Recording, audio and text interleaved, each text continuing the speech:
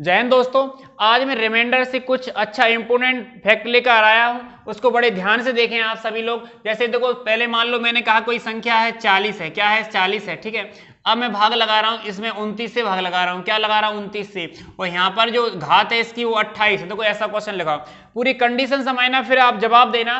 देखो मैंने क्या कहा, मैंने कहा कि ऐसा एक क्वेश्चन लिखा है तो इसमें कंडीशन ये है, अपनी पहली कंडीशन ये है कि भाग जब दे रहे हैं जिस संख्या से, वो कैसी होना चाहिए, अभाज्य होना चाहिए। क्या होना चाहिए, अभाज्य। क्या होना चाहिए, अभाज्य। देखो मैंने क्या कहा, जिससे अपन भाग लगा रहे हैं वह अभाज्य होना चाहिए। क्या होना चाहिए, अभाज्य होना चाहिए। दूसरी कंडीशन ये है कि उसमें जो घात है ना, घात, तो यहां पर जो घात है वो इससे एक कम होना चाहिए। क्या होना चाहिए, एक कम होना चाहिए, घात एक कम होना चाहिए। और तीसरी कंडीशन ये है कि जे वाली संख्या और जे वाली संख्या,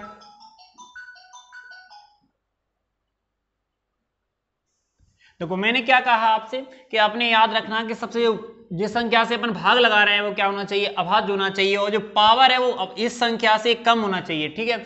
और तीसरी कंडीशन ये है, देखो तीसरी कंडीशन इसमें ये है कि जी सहअभाज्य होना चाहिए। कैसी होना चाहिए, सहअभाज्य, यानी को प्राइम नंबर होना चाहिए। मतलब इनका जो मासा है वो एक होना चाहिए। क्या होना चाहिए, एक होना चाहिए, ठीक है।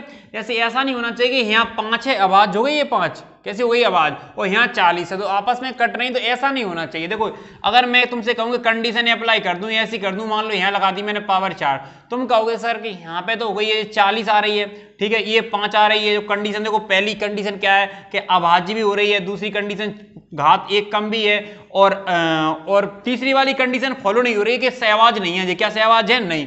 आपने पता है सहअभाज्य किसे कहते हैं, ऐसी दो संख्याएं, ऐसे दो जोड़े इनका मासा एक, एचसीएफ एक, या अपन कहें कि वो ऐसी किसी भी संख्या से पूर्णतः डिवाइड नहीं होना चाहिए दोनों संख्याएं। बात क्लियर है कि नहीं, बताओ मुझे, ठीक है। जैसे अपन आगे देखें, जैसे क्वेश्चन समझ गए होंगे मेरे हिसाब से कि ये 40 लिखा है, पावर 29 है। ये समझ लो आप कि ऐसा समझ लो कि मान लो कि भाग लगा रहे हैं एक प्राइम नंबर से, मतलब अभाज्य संख्या से भाग लगा रहे हैं, ठीक है। और एक अपना जो ये मान लो कि एक संख्या है कोई 8, ठीक है, और जो पावर है p माइनस का 1 है। क्या है, पावर क्या है, p माइनस का 1 है।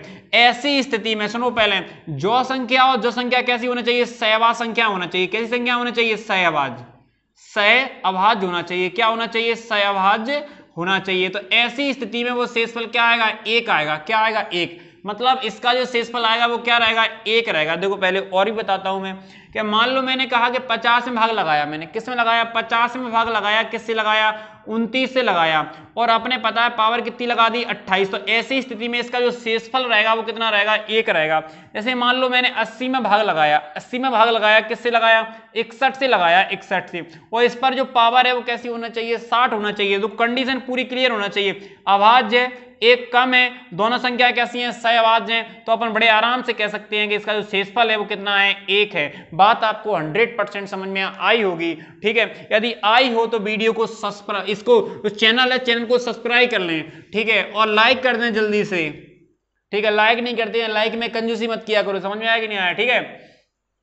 देखो मान लो मैंने कहा कि यहाँ पे लिख दिया मैंने ये 47 से भाग लगा रहा हूँ, ठीक है। ये संख्या मान लो अपनी 60 है, और 60 में भाग लगा रहा हूँ 4700, यहाँ पे जो पावर है वो कितनी है, 48 है। तो अपनी पूरी कंडीशन फॉलो होना चाहिए, पहली अभाज्य, दूसरी एक कम है घात, अपने पता है ये दोनों कैसी हैं, सहअभाज्य हैं। ऐसी स्थिति में जो शेषफल रहेगा वो क्या रहेगा, 1 रहेगा। कितना रहेगा, 1 रहेगा। और भी क्वेश्चन देख लेते हैं अपन लोग। मान लो मैंने कहा 75, मैंने क्या 65 कहा, मैंने क्या कहा 65। अब भाग लगा रहे हैं, मान लो अपन ने 53 से भाग लगा रहे हैं, इस पे पावर लगा दो कितनी, 52। तो ये क्वेश्चन बन गया, और इस क्वेश्चन का जो शेषफल रहेगा वो कितना रहेगा, 1 रहेगा। कितना रहेगा, 1 रहेगा। तो ये कंसेप्ट आपको पक्का है कि समझ में आया होगा। यदि कंसेप्ट समझ में आया हो तो वीडियो को लाइक, शेयर, और चैनल पर नए हो तो चैनल को सब्सक्राइब कर लें। इससे कहा मैं अच्छी वीडियो लाकर आपको देता रहूं, और मिलते हैं नेक्स्ट वीडियो में। तब तक के लिए जय हिंद।